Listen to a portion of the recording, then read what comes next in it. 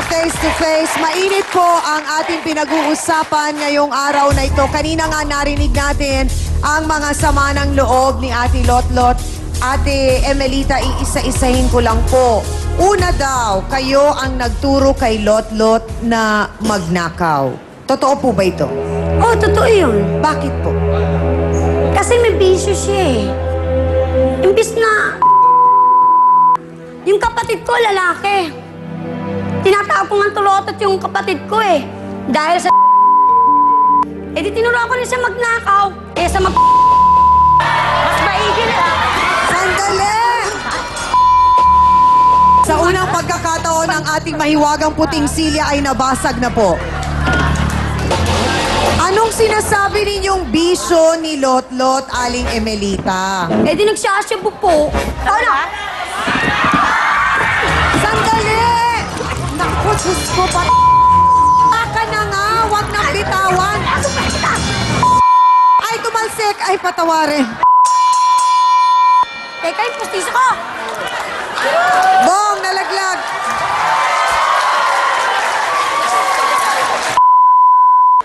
Sa'yo. Huwag kayo nakikialam. Wala nang banlaw-banlaw. Kayo naman. Pagka ganitong mahirap ng mga pangyayari, uy, ganun na lang. Oh, so isa-isahin nga ho natin, Aling Emelita, huwag kayo masyadong mainit ang ulo, hindi tayo magkakaintindihan. Bakit hindi po ninyo tinuruang magtrabaho si Lotlot at yung kapatid nyo? Anong pangalan? Gemo po. Hindi po actually na tinuruan ko siya eh. Ito lang po taon tinuruan ko. Dahil yung ang kapatid ko, tulotot na. Pindeho na. So una pa lang, sa akin. so sa una amin. pa lang, hindi nyo na talaga gusto si Lotlot para kay Gemo. Ganun ba? Talagang hindi po. Kasi Bakit? salot siya eh. Salot? Oo, talaga sige. Sandali lang! Ah! Pala Totoo ba na nagda-drugs ka, Lotlot? Gumagamit ka ba ng pinagbabawal na gamot? Sila rin naman po ang nag-ano sa akin sa drugs na yan eh. Oh? Lulikaan sa ganyan. No! Dumating ka sa buhay namin. Adik ka na. Oh? Aling Emelita, Po. ang pangalawang issue pong binabato sa inyo, nakalaya na si Lotlot, yung bahay na kay Gemo, mayroon daw pong ibang nakatira doon ngayon. Meron po talaga. Eh, kalalayan niya pa lang. Anong gusto niya? Ilang buwan na, Isa-isa Ate siya. Ami. Over pa lang, nandito na ako. Ano ka pa? Ha? Bastos ka naman. Kailan ako lumabas sa inyo? Sandali lang! Kakayakan talaga. Ha? Wala na! Yung kahihiyan na yan, kinain na lahat yan. Alam mo bakit? Sarili ko magulang, hindi ako inintindi. Anong sarili mo magulang? Lot, Dahil sa inyo! Dahil sa inyo! Dahil sa amin, talagang sadyang kanyang ka na. Ha? Aminin mo na, huwag ka lang pa plastic. Ayaw ko kasi umalis sa kapatid mo. Ha? Awa ako sa kapatid mo. yung silya ko. Baboy kang bulugan. Oh? Baboy kang bulugan talaga. Isa pa ho sa pinaparatang sa inyo, Aling Emelita, nasaan ang mga bata? Bakit po ninyo pinasok na kasambahay yung panganay na anak ni Lotlot at ni Gemo? Pinasok kong katulong? Oo. Hindi ko po pinasok yun.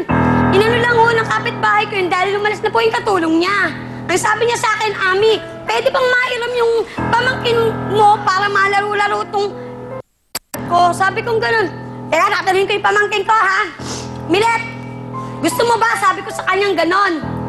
Sabi niya ganun. Oh, Ate Ami, sabi niya ganun para madala ko yung tatay ko. Pero ang tanong, Aling Emelita, alam ba ni Gemo at ni Lotlot na mga magulang nung bata na pinasok niyo yung Ate bata? Ami, Tatlo po yan, totoo tatlo niyan. po yan. Nalaman ko lang Tatlo yan. po yan. Oh, Aling Emelita, kadugo mo yun, pamangkin mo yun. Kaya nga po eh. Kaya sila nakulong dahil sa kagagawan mo. No! No! No? Kagagawan mo yun! Si... Hindi ako. Matanda ka na. Malaki ka na. Alam mo yung malit tama. So, bakit po yung dalawang bata napunta sa... Saan po niyo Sa fellowship po. Ah, Dalawa lang wala eh. Di pinasok ko sila doon para makapag-aral sila. Para matutunan naman nila yung Si Milet, pinag-aral po ba ninyo? Pinag-aral ko sila, hindi ko kaya eh. Nung time na yun eh. Bakit hindi po Nakita kayo... ko siya, nung pinasok ko po siya noon, nung nakita kong all around na, pinall out ko na 2 weeks. Paano Pinall out ko nangyaring na siya. nag-aaral tapos pinasok niyong kasambahay? Hindi na nga po siya pumapasok noon kasi hindi ko po na po kaya eh. Nagre-rebelde na rin po yung bata eh. Alam ni Gemo ang lahat ng ito? Hindi. Ewan ko po sa mga kapatid ko. Wala kaming balita. Kasi kahit silip man lang, wala naman sumisilip sa amin. Sino ka, prinsesa ng baboy? Ha? Ayos na. Hindi mo dinala ang mga bata habang sila'y nakakulong? Hindi po para sa kanya, sa kapatid ko, opo. Pero siya ang nanay. Siya nga, yan naman gagawin ko kung wala po akong perang panggastos noon. Hindi kami nangihingi ng hindi amin.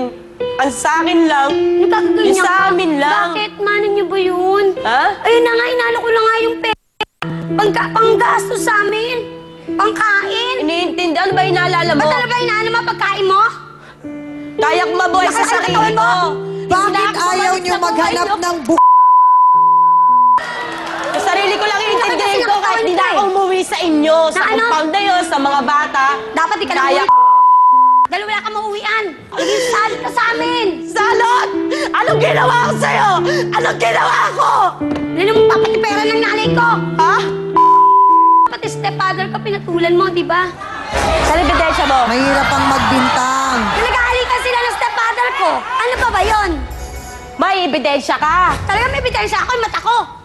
Kapatid mo nga hindi naniniwala sa mga sinasabi mo Ah, eh. naniniwala siya. Wala na siyang choice eh. Oh? Sa'yo na. Lugbok na siya. Aling Emelita, ano ba ang talagang ugat at dahilan at galit na galit ka't hindi mo talaga matanggap na si Lotlot na at si Gemo? Ayun na nga po, na tinuruan niya yung kapatid ko talaga maging addict talaga. Dati mild lang, ngayon, Mild? ano na? Wow! Sino nagturo sa kanya nung mild pa lang? Ewan ko po, yung mga ano na, barkada. Balik niyo yung bahay namin. Eh di, ano yung mga kapatid ko kung babalik sa'yo? Bakit? Yung mga Ayaw kapatid- ba? Yung mga kapatid ko nga galit sa kanya. Bakit galit? Ay, dahil nga sa ginagawa niya. Ikaw lang inaano nila. Sabi ko na ka mga kapatid mo eh. Attorney Acosta, matindi po ang sitwasyon at pinag-aawayan ng maghipag na ito. May karapatan po ba si Aling Lotlot dun sa sinasabing kwarto o bahay na dati kung saan sila nakatira nung kanyang kinakasamang si Gemo? Mukhang hindi naman po dinidispute Tiangami ni Amelita na pagmamay-ari nitong nilotlot saka ng kanyang asawa yung bahay na yon. So, bagaman hindi sila kasal, si Lotlot at saka yung kanyang kinakasama na kapatid ni Melita ay merong karapatan ngayon itong si Lotlot bilang co-owner. So, kung siya ay co-owner ng bahay na yon, eh meron siyang karapatan upang gamitin niya yung bahay na yon at kung meron mang namumusisyon doon sa bahay na yon ay meron din siyang karapatan upang paalisin. Wala po bang nalabag si Aling Emelita sa mga ginawa niyang yon na parang ang mga bata ay di ko alam kung hinabilin ba niya, pinaampun na totally o ano po?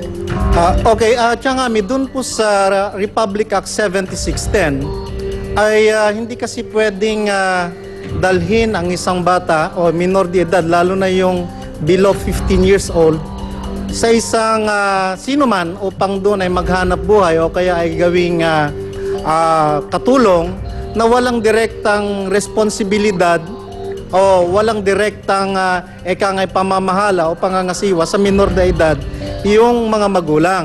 So maring diyon ay malabag ni Aling Melita yung child abuse or child exploitation. Hindi lang po si Lotlot ang may reklamo sa kanyang hipag. Ang ating pong tatawagin ay saksi rin di umano sa kalupitan ni Aling Emelita sa mga anak ni Lotlot. Narito po si Aling Lina De Jesus. Pasok!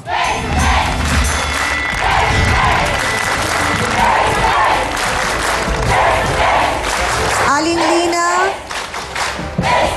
ano po ba ang nakikita ninyong ginagawa ni Aling Emelita sa mga anak ni Lotlot? Konting diferensya lang ng bata, pinapalo niya kaagad. Kayo po'y kapitbahay nila? Dati po doon ako sa kanila nakatira, sa isang compound. Eh, umalis lang ako doon dahil nga ito, masyadong ano na, parang iba na yung isip niya. Parang- Bakit ho? Sa palagay niyo nag-iba ang isip niya? Dahil doon sa pagsasyabo niya, Ah, kaya yung nagdesisyon na lang ako, umalis ako kahit wala akong pambayad ng pag-upa sa bahay, nakitira na lang ako. mas marami pa po tayong malalaman sa kwento ni Aling Lina. Ang nag-iisang talakserya sa telebisyon, ang Face to Face.